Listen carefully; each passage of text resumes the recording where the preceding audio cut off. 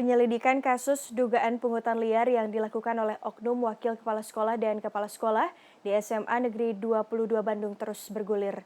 Tim Satgas Sapu Bersih Pungutan Liar Provinsi Jawa Barat telah melimpahkan kasus ini ke Inspektorat Daerah Provinsi Jawa Barat. Pengungkapan kasus dugaan suap ini bermula dari pengaduan orang tua siswa kepada tim Satgas Saber Pungli Jawa Barat pada awal Januari 2022.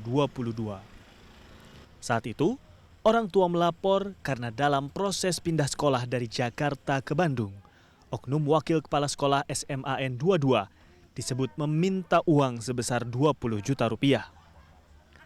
Setelah dilakukan penyelidikan oleh tim Satgas Saber Pungli, ditemukan bahwa ternyata ada 2 siswa pindahan lain yang juga dimintai sejumlah uang dengan total mencapai 30 juta rupiah. Setelah digelar justisi atau gelar perkara, Satgas Saber Pungli memutuskan membawa kasus ini ke Inspektorat Daerah Provinsi Jawa Barat untuk dilakukan audit khusus.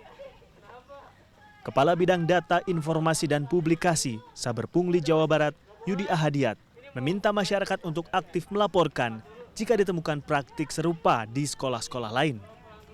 Pengaduan dapat disampaikan melalui call center 022 422 4856 maupun melalui email saberpunglijawabarat@gmail.com.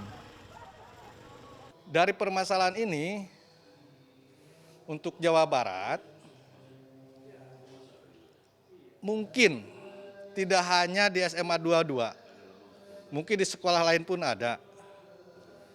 Namun, belum ada pengaduan. Kalau ada pengaduan, mungkin akan kita tindak lanjuti. Dan mungkin di sekolah lain akan lebih besar. Misalnya sekolah-sekolah favorit gitu ya. Sekolah-sekolah favorit itu mungkin akan lebih besar. Nah, ini keengganan orang tua siswa untuk mengadu dikarenakan mungkin anaknya di situ sekolah dan waktunya lama.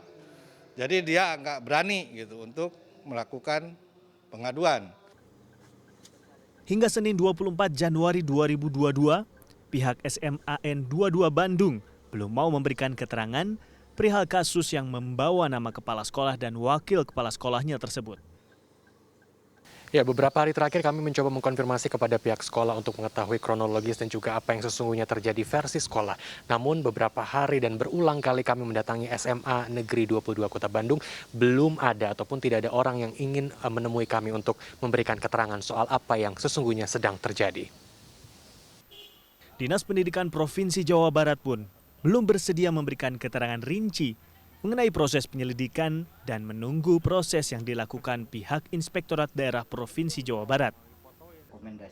Menanggapi kasus dugaan pungli di sekolah ini, pengamat pendidikan dan Satriana menyatakan kasus ini harus menjadi momentum perbaikan dalam sistem penerimaan peserta didik, terutama siswa pindahan.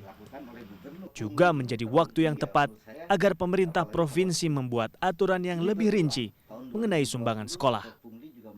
Ada 2 hal yang saya kira perlu dipikirkan dari sekarang menggunakan momentum ini, yaitu pertama, perbaikan pengelolaan penerimaan peserta didik maupun perpindahan peserta didik pasca kegiatan PPDB online yang dikelola oleh dinas. Yang kedua, saya kira ini juga momentum untuk memperbaiki tentang penggalangan dana oleh sekolah. Kita tahu bahwa masih dimungkinkan sekolah itu menggalang dana melalui sumbangan.